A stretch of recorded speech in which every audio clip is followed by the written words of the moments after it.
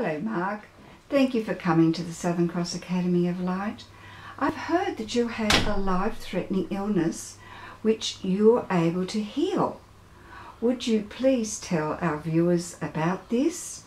So viewers, I give you Mark Anthony. Thank you, Rosemary. Yeah, it was a life-threatening illness. 6 years ago I was working in the building industry, very happy, enjoyed my work. And then one day I just got tired. I was just run down, like just a build-up of all the work that I've been doing. So I went and saw my chiropractor, who believes in preventative maintenance. And he just did a manipulation. It wasn't the first time I'd been to him.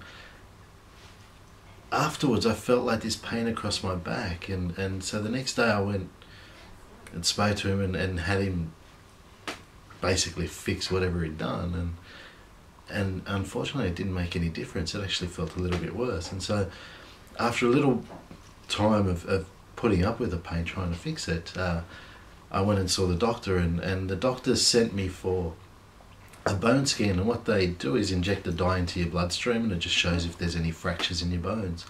And what the results showed was that there was a fracture on my left rib, 2 fractures on my right rib, and a fracture on the vertebrae. Gosh. So it was quite a bit of damage. So when I actually heard the chiropractor click the bones back into place, they were actually cracking. So I know the difference now between a click and a crack. So the doctor said 6 to 8 weeks you'll be better. All you've got to do is rest. So he thought it was very strange that at my age that a chiropractor would do that much damage, full stop. And so what he did was sent me for a bone density scan, and what the bone density scan results showed was that my bone density was low, so I had osteoporosis. And in his own words, he said to me, "Mark, this is a lifelong medication. The only thing stopping me from giving you this is your age. You're actually too young to have osteoporosis." So he sent me to an endocrinologist, and this endocrinologist was an amazing man. He looked at me straight away. He said, "What do you do for work?" I said, "I'm a builder." He said, "Do you play any sport?" I said, "Not at the moment, but I've played league all my life." And he said, "Well, there's no way in the world you can have osteoporosis." So he looked at the results, looked at the film, and it showed what machine they'd used. And what was actually happening was they were using a machine that used the wrong population data for Australians. They sent me for another bone density scan with a machine that had the correct population range, or data you could call it, and it showed that my bone density was fine. So from there it was just 6 to 8 weeks you'll be better. 6 weeks goes by, no improvement. 8 weeks goes by, no improvement. The doctor's just increasing my dosage of of painkillers. He's sending me for physiotherapy. Gosh. But there was no improvement. I wasn't getting any better. In the end, I actually requested an MRI scan, and when I went for that process, I actually had a back x-ray done instead, and the radiologist comes out of the room that evening that I did the x-ray, and he sits a fair way away from me, and he says, "Mark, it looks there's some sort of infection there in your vertebrae. It looks like you've got TB." He said, "I've rung the hospital and told them that you're on your way." So I went to the hospital, and luckily for me at the time I had no idea what TB was, so it wasn't really an issue until I get to the hospital and they put a face mask on me and made me sit away from everybody else, and I thought, wow, this may be serious. So I did all the tests for tuberculosis. Thankfully it wasn't that. They decided to do a fine needle biopsy. So what they do is send a fine needle, which is 30 centimetres long, in my case, into the back of your spine. While you're on a CT scanner, making sure they're getting to the right point, they take a sample of the infection, run some tests on it, it tells them what the infection is, and then from there they can treat you with antibiotics. So the results came back from that, and nothing grew. So they had no results that came from it.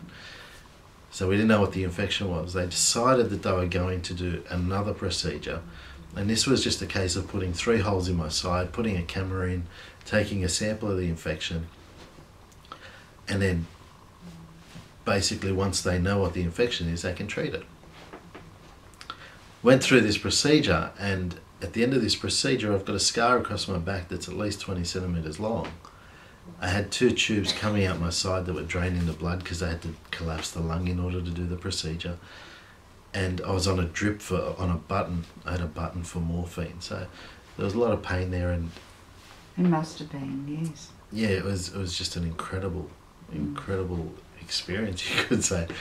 So the results came back from that test, and nothing showed up in the test, so the results were inconclusive again. So they decided within 7 days they'd actually repeat the procedure. Now, I had infectious diseases doctors, I had cardiothoracic surgeons, I had neurosurgeons and orthopedic surgeons as well working on me. So I said, make sure all 4 of you are there so you get enough for everybody. Because what happened in this procedure, when the doctor came back to give me the results, he said to me, Mark, the good news is you don't have cancer. The bad news is we didn't take enough sample to test for anything else. So unfortunately at that time they thought it was cancer and didn't make any allowances for anything else. So in that period of 7 days I actually got a fever. In the Australian medical system, if you have a fever in hospital, they have to treat you. So what they did was give me this really high dosage antibiotic. It was a 6-week treatment. At the end of that 6 weeks, I would go back to the hospital, have another blood test, and see if the infection levels had disappeared from my body. Before I took those antibiotics, the infection levels were 125. Normal levels are 0 to 15. So I take these antibiotics, 6 weeks later I go back in, the infection levels in my blood are still 125. So I hadn't shifted at all. One of the things that I did was look at the internet at vertebral osteomyelitis, which is what they named it. And osteomyelitis is just a bone infection. If it's not treated, it's fatal. So these antibiotics aren't working. All of a sudden, like, it became a scary time. So they decided to do another fine needle biopsy, and again the results came back from that inconclusive.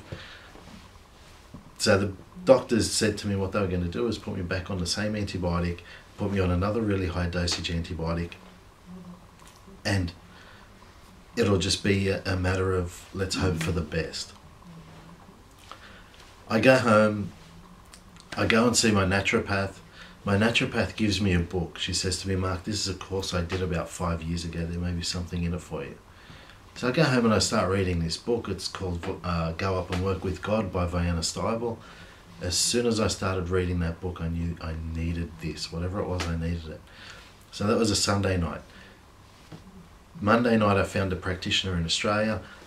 Thursday, I had a consultation. At the end of that consultation, half the pain in my back was gone.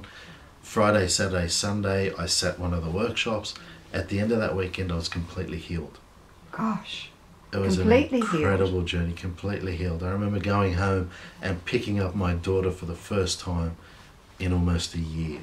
Oh. It was just an incredible experience. So all the tests, I went back to the hospital, did all the tests, and everything showed the infection was completely gone, the bones were healed. And that was from perfect. Theta Healing. From Theta Healing. Wow. Thank you very much, Mark. Thank you.